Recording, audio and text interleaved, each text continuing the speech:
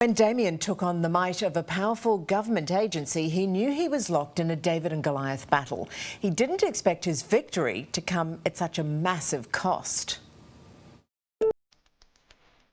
What we've found is the harder you push, the more you make a noise, the more they want to shut you up. They went really hard on Damian. Was that to make an example out of him? Well, why? The emotional costs are extreme. Damian Jensen's business is on the brink. We've lost over 1.5 million. It's huge money. It's huge money, and it's money we don't have. $1.5 million down the drain after an ugly battle with the New South Wales Environment Protection Authority, the EPA.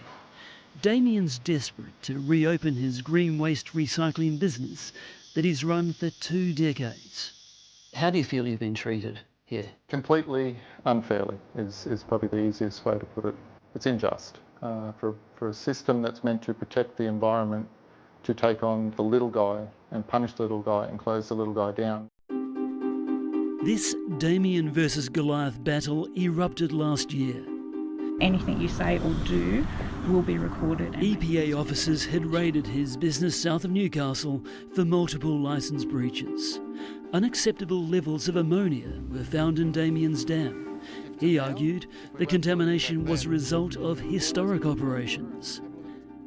Damian also claimed ammonia occurring naturally in the neighbouring national park added to pollution levels on his property. Damian's business is also surrounded by large industrial sites. He believed he was an easy target. Why aren't they out there looking for the pollution that's actually happening in the environment? The known polluters, the known facts of where it is happening, but no, they're putting all their effort, their money, their resources into trying to find something here. The EPA suspended Damian's Jet Group licence for multiple breaches. Damian says he conceded the breaches to fast-track a solution, but the EPA wasn't forthcoming. They totally and utterly ignored every cry for help for us. Every time we tried to fix what they were alleging was wrong, we wanted to talk about it, we wanted to meet, and they refused that. Damian's only option to appeal the terms of suspension in the Land and Environment Court. The move captured the attention of New South Wales Greens MP, Sue Higginson. We were looking at a player who really wanted to do the right thing and wants to do the right thing. And ultimately, what the Commissioner found was that the orders that the EPA did put in place were not the right orders. Miss Higginson is also an environmental lawyer. She's critical of the EPA's actions across the state.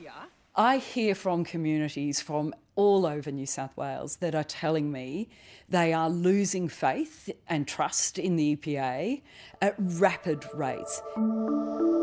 Damian disappeared down a conspiracy theorist rabbit hole. He's convinced EPA officers have a personal vendetta against him. Internal documents show the EPA discussed a social media post by Damian's jet business offering customers a $20 discount to sign his petition to stay open. So I'm standing here saying I don't have any money to pay bills, but they're accusing me to the Minister that I paid $300,000 to get signatures. I haven't paid a cent. There's no truth to that whatsoever. The EPA couldn't provide evidence of the post. Damian's business has supported the Lake Macquarie community, so locals rallied around him in his hour of need. In a 24-hour period, we called out to the public and we got 240 individually written letters of support, which were lodged to the council. Did you pay $20 for those? Not at all, no. Damian can laugh about it because he's got no more tears left to shed. There's a huge cost, not just financially, but emotionally to families, residents, the community, and for no reason. That's the devastating bit. The Senior Commissioner of the Land and Environment Court upheld Damian's appeal, but it feels like a hollow victory. Haven't won. No, quite the opposite. We're falling at the bottom of this broken system. In civil judgments, the loser usually pays the winner's legal costs, and the question is, how much? But that's not the case in appeals like this one. It doesn't seem to happen in the Land and Environment Court, and definitely not in my case. The EPA maintains officers acted within their powers and stands by the suspension. However, Greens MP Sue Higginson says the EPA is targeting marginal offenders instead of big polluters. I think that it probably is time that we do call an inquiry and have a look at the EPA, have a look to make sure that its tools are fit for purpose and its operations are fit for purpose, because the evidence is suggesting there is an enormous scope for reform. The EPA didn't respond to calls for a parliamentary inquiry. The court judgment means Damian needs a development consent from the Lake Macquarie Council to allow him to operate under his licence.